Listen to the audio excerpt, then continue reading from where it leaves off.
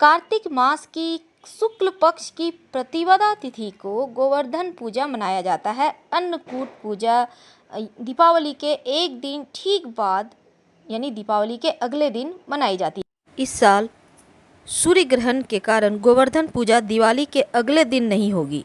दिवाली हालांकि इस बार 24 अक्टूबर को मनाई गई, लेकिन गोवर्धन पूजा 26 अक्टूबर को मनाई जाएगी। गोवर्धन पूजा के दिन भगवान श्री कृष्ण की पूजा होती है और गोवर्धन पर्वत और गायों की पूजा की जाती है। गोवर्धन पूजा के दिन 56 या 108 तरह के पकवान को बनाकर भगवान श्री कृष्ण को भोग लगाना शुभ माना जाता है और इन पकवानों को अन्नकूट कहा जाता है। तो 25 अक्टूबर को लग रहा है सूर्य ग्रहण, इस कारण गोवर्धन पूजा या अन्नकूट पूजा 26 अक्टूबर को मनाएंगे। तो गोवर्धन पूजा का शुभ मुहूर्त क्या है? तो 26 अक्टूबर को मनाई जाएगी और इसी दिन भैया दूज का त्यौहार भी मनाया जाएगा। तो गोवर्धन पूजा सुबह 6:29 से सुबह 8:43 तक यानी कुल 2 घंटे 14 मिनट का ये शुभ मुहूर्त है, जिस समय आप पूजा कर सकते हैं। और प्रतिपदा तिथि जो आरंभ होगी वो 25 अक्टूबर 2022 को शाम 4:18 से प्रतिपदा तिथि समाप्त होगी 26 अक्टूबर 2022 को दोपहर 2:42 पर। तो इसलिए गोवर्धन पूजा मनाई जाएगी 26 अक्टूबर को। तो गोवर्धन पूजा करने के लिए सबसे पहले तो आप घर में अपने आंगन में आप गोबर से गोवर्धन का चित्र बनाएं। रोली, चावल, खीर, बतासे, जल, दूध, पान, केसर, फूल और दीपक जलाकर गोवर्धन भगवान की पूजा करें। कहा जाता है इस दिन विधि विधान से सच्चे दिल से गोवर्धन भगवान की पूजा करें तो पूरे साल भगवान श्री कृष्ण की कृपा बनी रहती है। मान्यता है कि ब्रजवासियों की रक्षा के लिए भगवान श्री कृष्ण ने अपनी दिव्य शक्ति से विशाल गोवर्धन पर्वत को छोटी उंगली में उठाकर हजारों जीव जंतुओं और इंसानी जिंदगियों को भगवान इंद्र के कोप से बचाया था और भगवान श्री कृष्ण ने इंद्र के घमंड को चूर चूर कर गोवर्धन पर्वत की पूजा की थी।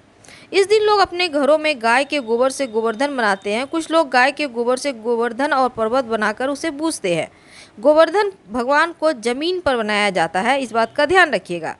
इस दिन लोग अपने घरों में गाय के गोबर से गोवर्धन बनाते हैं।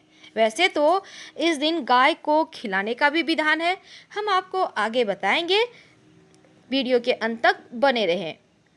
गोवर्धन पूजा कार्तिक मास की शुक्ल पक्ष की प्रतिपदा को मनाई जाती है और इस दिन का जो अन्नकूट क्या है, आप सोचेंगे अन्नकूट भला 56 भोग को कैसे? देखिए, यह अन्नकूट पर्व पर तरह तरह के पकवानों से भगवान की पूजा का विधान है।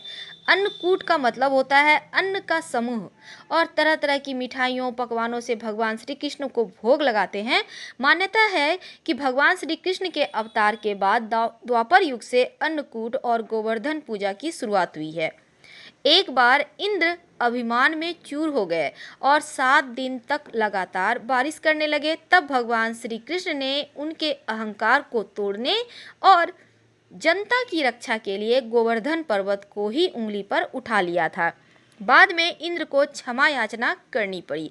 कहा जाता है कि उस दिन के बाद से गोवर्धन की पूजा शुरुआत हो गई। गोवर्धन की पूजा की विधि वैसे तो हमारा टॉपिक नहीं है, लेकिन फिर भी हम बता देते हैं अगर आपको चाहिए होगा तो। गोवर्धन पूजा के दिन सुबह सुबह उठकर शरीर में तेल लगाकर नहाना चाहिए। फिर आप धुले हुए वस्त्र पहने अपने भगवान को याद करें। घर के मुख्य दरवाजे के सामने गाय के गोबर से गोवर्धन पर्वत बनाएं। अब इस पर्वत को पौधा, पेड़ की शाखाओं और फूलों से सजाइए और अपामार की टहनियाँ जरूर लगाना चाहिए, आपको मार्केट में मिल जाएगा इस दिन।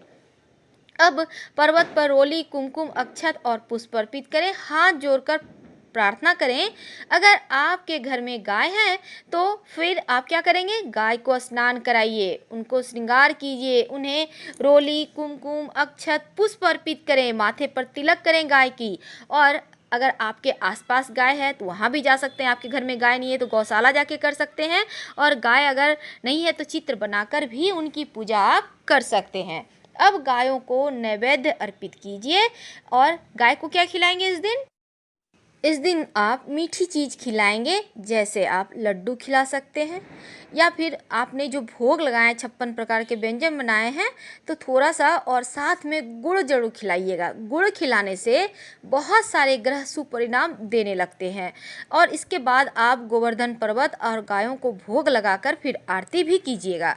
जिन गायों को आपने पूजा किया है उनके उनसे जो गोबर होगा उससे गोवर्धन पर्वत का मर्दन कराएं, यानी कि अगले द्वारा आपने द्वारा जो भी ये जो आप पर्वत पर गाय को चलवाइए या फिर उस गोबर से घर आंगन लीपें और फिर 7 परिक्रमा कीजिएगा पूजा के बाद। दोस्तों, वैसे तो भगवान विष्णु की पूजा और हवन भी किया जाता है, तो आप अगर इतना ज़्यादा नहीं करते हैं तो कोई बात नहीं। सिर्फ इस दिन गाय को आप अगर अपने हाथों से मीठी चीज़ खिलाते हैं, लड्डू, मिठाई या फिर गुड़ खिलाते हैं, तो आपके जीवन की आधी परेशानी तो यूं ही खत्म हो जाएगी। और इस बार सोमवार के दिन है, शिव जी का नंदी, शिव जी की गैया और सोमवार का दिन, अद्भुत संयोग है। फायदा जरूर उठाएं समय का। फिलहाल हम आपसे विदा लेते हैं। हर हर महादेव।